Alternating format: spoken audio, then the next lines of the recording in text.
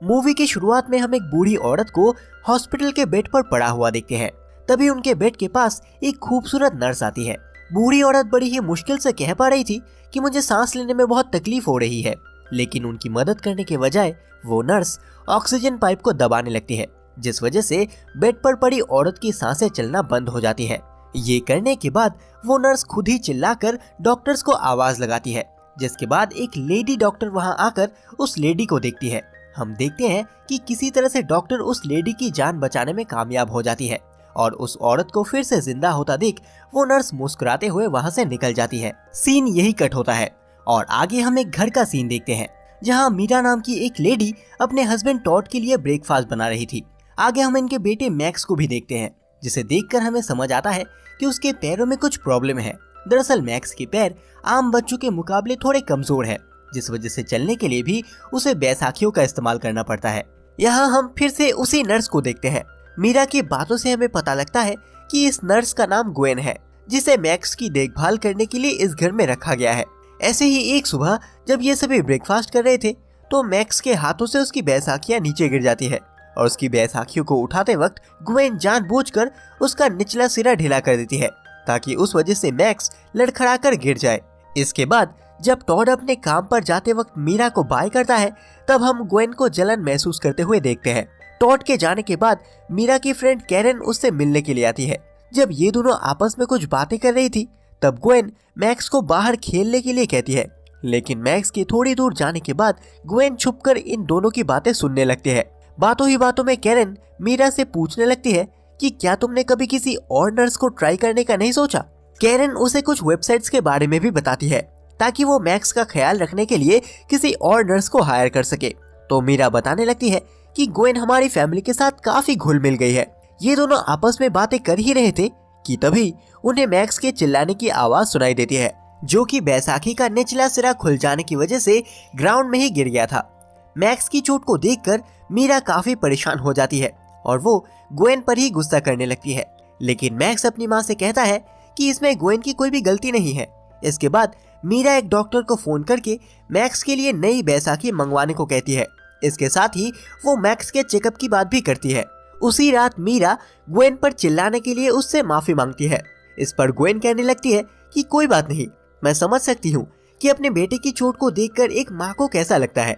इसके बाद ग्वेन मीरा के लिए काढ़ा बना कर देती है, ताकि उसे अच्छी नींद आ सके। अगले दिन मीरा कुछ ऐसे लोगों से मिलती है जिनका कोई ना कोई करीबी मैक्स की तरह ही कमजोर मांसपेशियों का शिकार था। यहाँ मीरा बताती है कि बचपन में जब मैक्स एक झूले पर चलने की कोशिश कर रहा था, तब हमें उसकी इस बीमारी के बारे में पता लगा। अपने बेटे के बारे में बताते हुए मीरा की आंखों से आंसू निकलने लगते हैं। वहाँ से निकलने के बाद जब मीरा अपने घर लौटती है तो ग्वेन अचानक से उसके सामने आकर उसे चाय पकड़ा देती है और चाय पीने के बाद मीरा फिर से आराम के लिए चली जाती है। थोड़ी देर बाद ही डॉक्टर केलर मैक्स को उसकी नई बैसाखियां देने के लिए आती है। हालांकि डॉक्टर एक बार मैक्स को देखना चाहती थी, लेकिन ग्वेन उसे ये कहते हुए वहां से भेज देती है कि मैक्स अभी आराम कर रहा था। जाने से पहले वो डॉक्टर ग्वेन से कहती है कि शायद मैंने तुम्हें पहले भी कहीं देखा है। उसी शाम ग्वेन डॉक्टर से मिलने के लिए उसके घर जाती है। ग्वेन कहती है कि मुझे याद है कि तुमने मुझे कहाँ देखा था, और ये कहते हुए वो डॉक्टर के घर के अंदर चली आती है और मौका पाते ही ग्वेन डॉक्टर की बॉडी में एक इंजेक्शन लगा देती है। इसके बाद ग्वेन की बातों से डॉक्टर को याद आता है कि उसने पहले ग्वेन को एक हॉस्पिटल में देखा था। दरअसल जिस वक्त ग्वेन ने हॉस्पिटल में बूढ़ी औरत की जान लेने की कोशिश की थी, तब डॉक्टर केलर ने ही उन्हें बचाया था। अब तक डॉक्टर को समझ आ जाता है कि तब ग्वेन ने ही उस औरत को मारने की कोशिश की थी, लेकिन इससे पहले कि वो कुछ कर पाती, लगाए गए इंजेक्शन की वजह से डॉक्टर केलर वहीं बेहोश हो जाती है। दूसरी तरफ हम मीरा के फोन पर डेविड नाम के किसी आदमी का कॉल आते हुए देखते हैं। डेविड बताता है कि आज सुबह जहां तुमने अपने बच्चे के बारे में बताया था, मैं भी उसी ग्रुप का हिस्सा हूं। डेविड बताता है कि मेरा बेटा भी इसी तरह की बीमारी से पीड़ित है। बातें करते हुए मीरा उससे अपना कैमरा ऑन करने को कहती है, जिसके बाद वो आदमी सिर्फ अपनी एक फोटो शेयर करता है। आगे डेविड बताता है कि उसकी वाइफ के मरने के बाद एक नर्स ने उसके बेटे को संभाला है। वो आदमी मीरा को विश्वास दिलाने की कोशिश करता है कि इस तरह के बच्चे के लिए एक नर्स का होना कितना जरूरी है। आगे हमें पता लगता है कि ये डेविड और कोई नहीं बल्कि ग्वेन ही है, जो कि सॉफ्टवेयर के जरिए आवाज बदलकर मीरा को इस बात के लिए कन्विंस करने की कोशिश कर रही थी कि उसका लिया गया नर्स को रखने का फैसला बिल्कुल सही है। अगली सुबह किरण फिर से मीरा और उसकी फैमिली से मिलने के लिए आती है। इसी दौरान किरण की गलती से टेबल पर रखा जूस टॉड की शर्ट पर गिर जाता है और जब टॉड चेंज करने के लिए अपनी शर्ट खोलता है तब ग्वेन थोड़े अजीब तरीके से टॉड की बॉडी को देखने लगती है। इसके बाद ग्वेन गंदी हुई शर्ट लॉन्ड्री रूम में रखने के लिए ले जाती है। ऐसे ही मीरा की खराब तबीयत को देखते हुए कैरन उसका बैग लेने के लिए ऑफिस रूम में जाती है और इसी दौरान वो ग्वेन को टॉड की शर्ट सूंघते हुए देखती है, लेकिन इस बारे में वो अभी मीरा को कुछ नहीं बताती। उसी रात ग्वेन फिर से डेविड बनकर मीरा से बात करती है। मीरा उसे बताती है कि आजकल उसे थोड़ी थकान महसूस हो रही है। इस पर डेविड यानी कि ग्वेन उसे सलाह देती है कि क्यों ना इस बारे में तुम अपनी नर्स से डिस्कस करो, और इतना कहते ही ग्वेन फोन काट कर तुरंत किचन में आ जाती है। ग्वेन उसके सामने इस तरह से बिहेव करती है कि मानो उसने मीरा की चोरी पकड़ ली हो। वो कहने लगती है कि आखिर ये डेविड कौन है, कहीं तुम टॉड को धोखा तो नहीं दे रही। इस पर मीरा मुस्कुराते हुए कहती है कि जो कम्युनिटी मैंने ज्वाइन किया है डेविड बस उसका एक मेंबर है। मीरा के सोने के बाद ग्वेन टॉड को भी मीरा के खिलाफ भड़काने की कोशिश करती है और इसके साथ ही वो टॉड से कहती है कि मीरा आजकल बहुत सी चीजें भूलने लगी है। इस पर टॉड कहता है कि शायद ज्यादा काम करने की वजह से उसके साथ ऐसा हो रहा होगा। इसके बाद ग्वेन टॉड को गले लगाते हुए उसे गुड नाइट कहती है।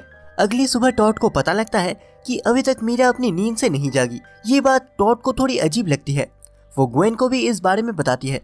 ऐसे ही टॉड जब ग्वेन से बातें कर रहा था तो ग्वेन बहाने से उसे बार बार छूने की कोशिश करती है। तभी टॉड मीरा को किचन में आता देख तुरंत उसके पास चला जाता है और उससे उसकी तबीयत के बारे में पूछने लगता है।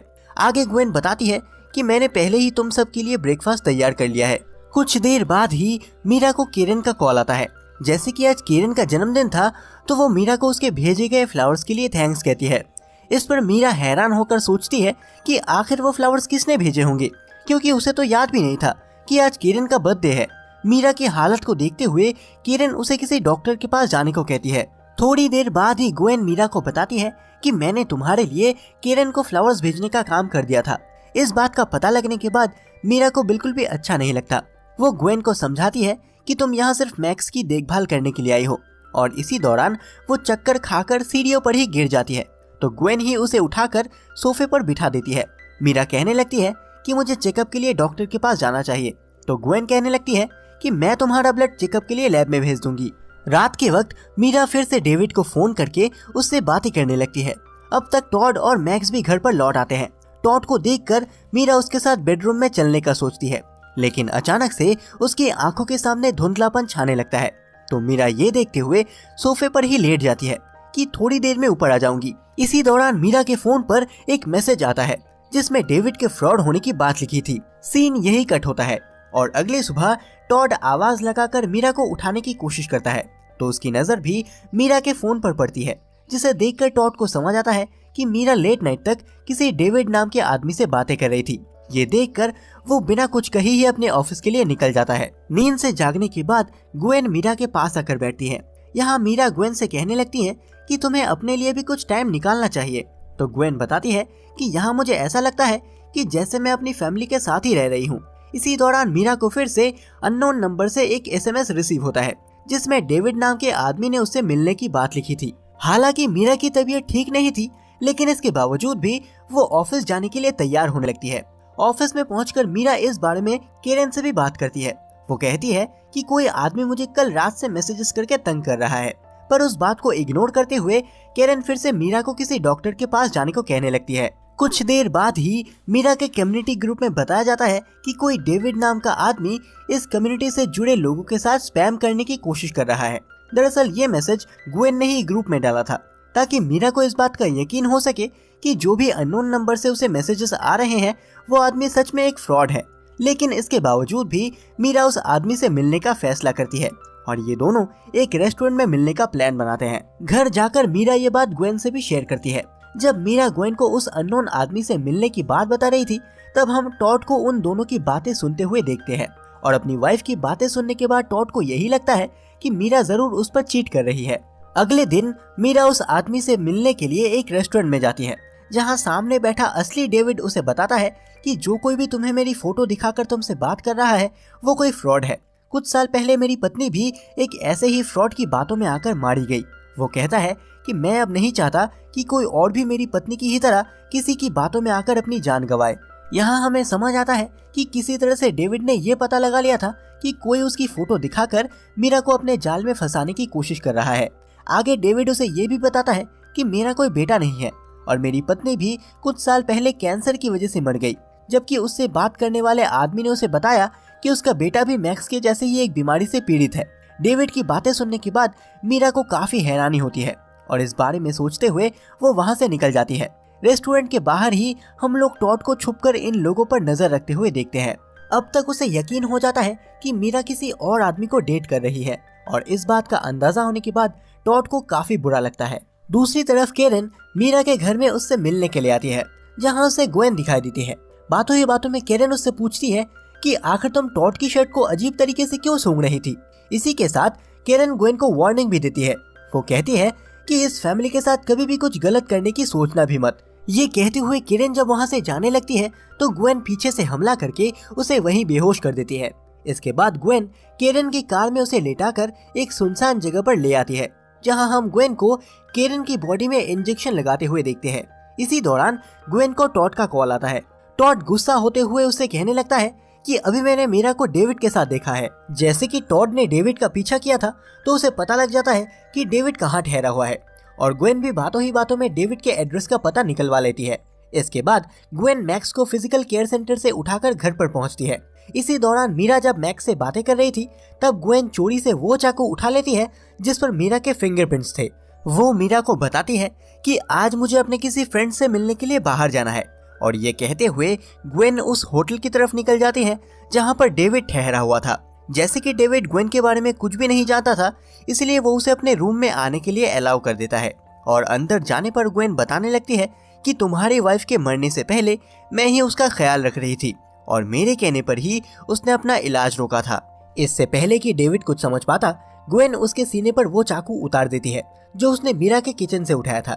इसके साथ ही वो मीरा का लिया हुआ ब्लड भी उस चाकू के आसपास छिड़क देती है। रात के समय टॉड काफी ज्यादा ड्रिंक करके अपने घर लौटता है, क्योंकि आज जो कुछ भी उसने अपनी आंखों से देखा था उसके चलते वो अपनी वाइफ से काफी ज्यादा नाराज था और टॉड की इस हालत को देखते हुए ग्वेन इस मौके का फायदा उठाने की सोचती है। वो जानबूझकर टॉड के बेडरूम में जाकर उसके साथ फिजिकल होने की कोशिश करती है, लेकिन नशे में होने के बावजूद भी टॉड उसके पास आने से मना कर देता है। अगली सुबह टॉड के उठने के बाद फिर से ग्वेन उससे बातें करती है। जैसे कि टॉड कल रात नशे में था तो ग्वेन उससे कहती है कि कल रात तुमने मेरे साथ जबरदस्ती करने की कोशिश की। ये बात सुनकर टॉड को थोड़ा अजीब लगता है और इसके लिए वो ग्वेन से माफी मांगता है। मीरा भी कुछ देर बाद नींद से जागती है।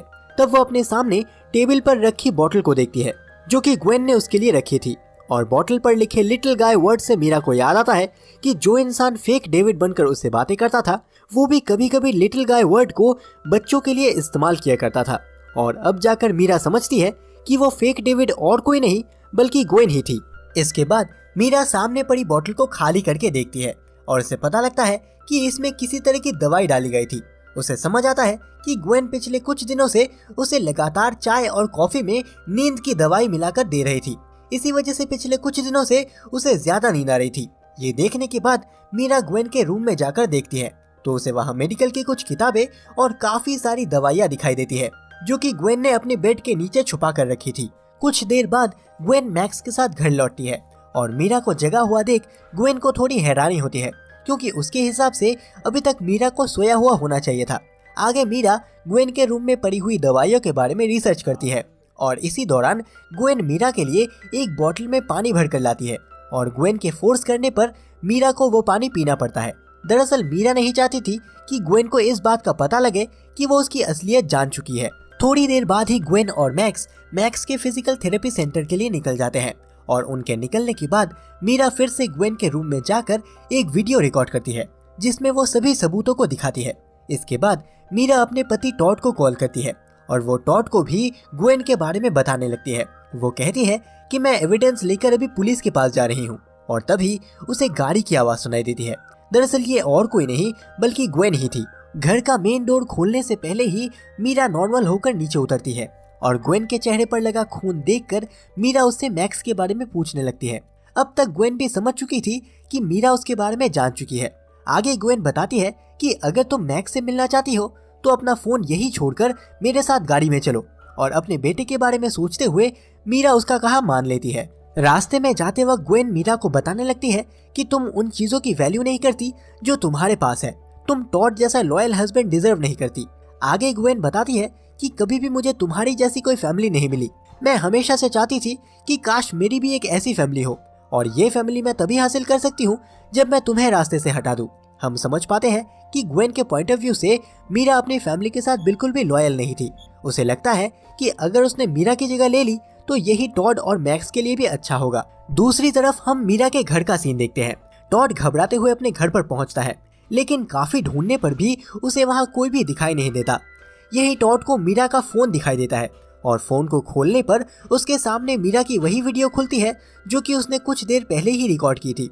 कुछ देर बाद ही ग्वेन एक घर के सामने अपनी गाड़ी रोकती है, जहां वो मीरा को बताने लगती है कि जो कोई भी मेरे रास्ते में आया मैंने उसे मार डाला।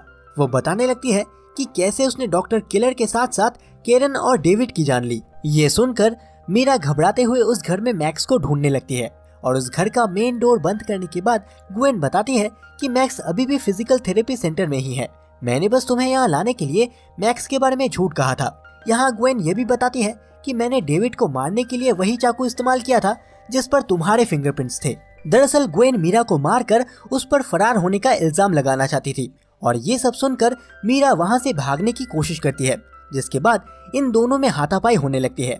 हम देखते हैं कि ग्वेन मीरा को जान से मारने की कोशिश करती है, लेकिन किसी तरह से मीरा ग्वेन को बेहोश करके वहां से निकल जाती है और मूवी के एंड में हम मीरा, टॉड और मैक्स को साथ में घूमते हुए देखते हैं और इसी सीन के साथ ये मूवी खत्म होती है। अगर आपको ये वीडियो अच्छा लगा हो तो वीडियो को लाइक और शेयर जरूर करें और आप इस मूवी एक्सप्लेनेशन को 10 में से कितनी रेटिंग देना चाहेंगे ये भी कमेंट बॉक्स में जरूर बताइएगा। इसी तरह की यूनिक और इंटरेस्टिंग मूवीज की एक्सप्लेनेशन सबसे पहले पाने के लिए आप हमारे channel movie stories for you को सब्सक्राइब करके नोटिफिकेशन बेल ऑन कर सकते हैं।